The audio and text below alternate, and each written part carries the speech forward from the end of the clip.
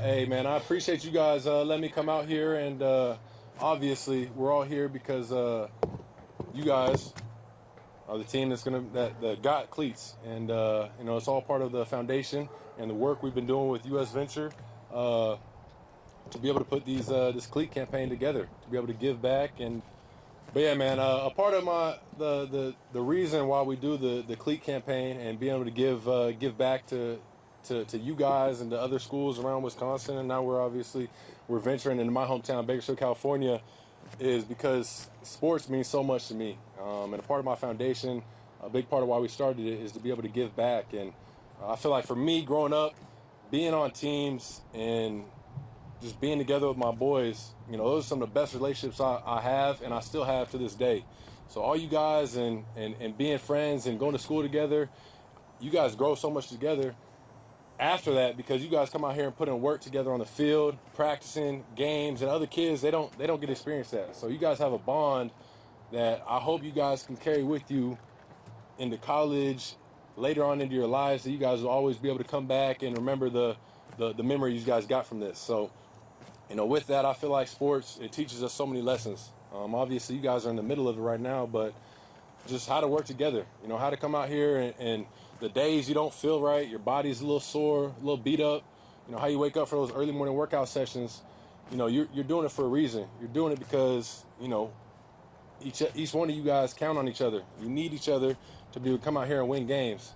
So I think that, the lessons you guys learn, understanding how to take coaching, how to take criticism, feedback from others, and like I said before, just the brotherhoods, I think it's so important. So you guys are in the midst of it right now, and I hope that you guys can finish this season off on the right track and get things turned around and start coming together and winning these games. But you guys know it's all about that brotherhood and that bond that you guys formed.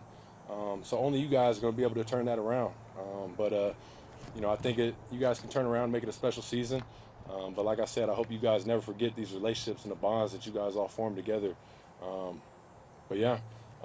Obviously, I hope you guys are all very grateful for the shoes. We're very fortunate to be able to give back, and I think a big part of why we do it too is I remember growing up and kids being on my teams that wouldn't be able to get new cleats every year. They were wearing hand-me-down cleats from their older brothers or older sisters, and they just wouldn't have that. So I think it's one of those things that you go to college, you make it to the NFL, that we're just given so many cleats, and you forget about those times that people weren't able to have these things given to them. So I hope you guys can think about that, and I hope that you guys all appreciate it.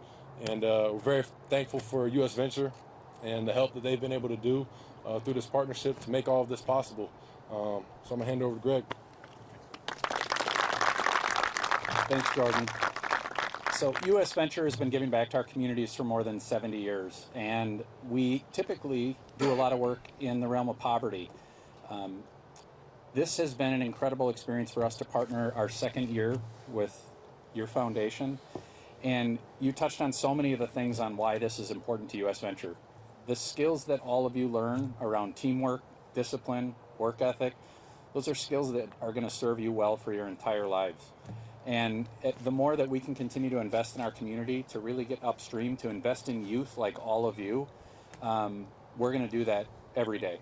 And what we're thankful is that we're able to also do that. We're blessed enough to have the resources to be able to do that and give back to the community, and to be able to do it for student athletes who maybe can't afford those cleats and therefore can't participate. Sometimes there's shame, right, around that. And it's been incredible to hear more about Jordan's story and just how really sports have been such a critical part of your formation and your success in life, not just on the field, but off it as well. And so from U.S. Venture, we thank you for this partnership and opportunity, and we love the enthusiasm and gratefulness from all of you that you're able to wear the cleats, and hope it results in some victories for you.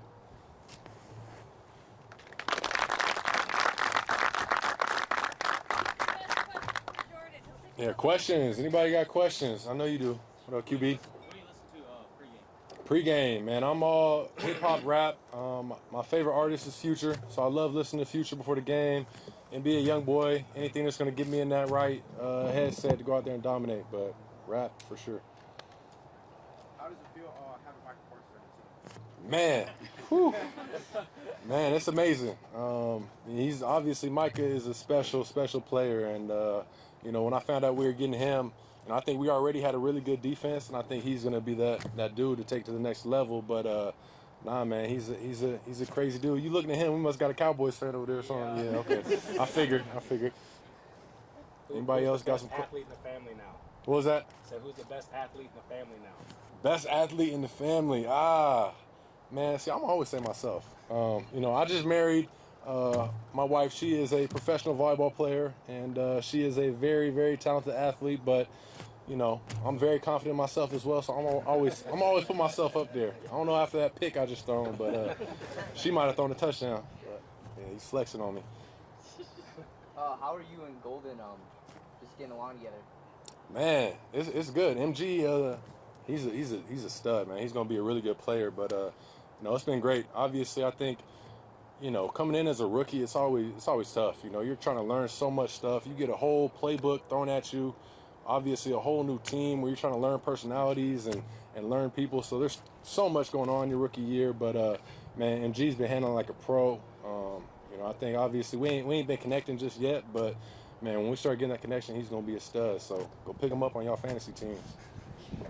Looking forward to playing Pittsburgh this year? Yeah, for sure. Obviously, A-Rod's over there, so haven't got to play against him just yet. So I'm excited to be able to go against him. Obviously that's my I was like the Padawan, and he was the Master Jedi, and I was learning from him. So now it's gonna be cool to be able to go against A-Rod. Your favorite receiver, who would it be? Favorite receiver? Bro, as you know, I love all my receivers, man. You can never pick favorites. I'm sure your quarterback would say the same thing, man. You can't pick favorites. I love whoever's catching a touchdown at the moment. That's my favorite receiver. Do you think you're better than Dak? Do I think I'm better than Dak? Bro, I just told you I think I'm the best. So, yeah, I think I'm better than everybody. Anybody you compare me to, yeah. What's the longest play call in your playbook? Longest play call? Oh, man. Bro, it's crazy. I was just looking at a play we had on film. We have so many long play calls, so it's hard to, pick down one. But we have some really lengthy calls. But I was just looking at this one on film because I was joking with Elton earlier. Let me see if I get this one right. It's a wristband call, by the way. We put the long calls on the wristband. So it was gun, Y short to dice right clamp G, 2 scope, FCO pump, H China, Z Beijing, can to disc, versus cover 2. So you hear that as a quarterback, you hear that coming in the head. So you're like, man, all right, let me look at the clock, see how much time we got. We got 10 seconds to get it out. So yeah, it's a long call. We got a lot of lengthy calls, though, as you know. NFL is a different breed.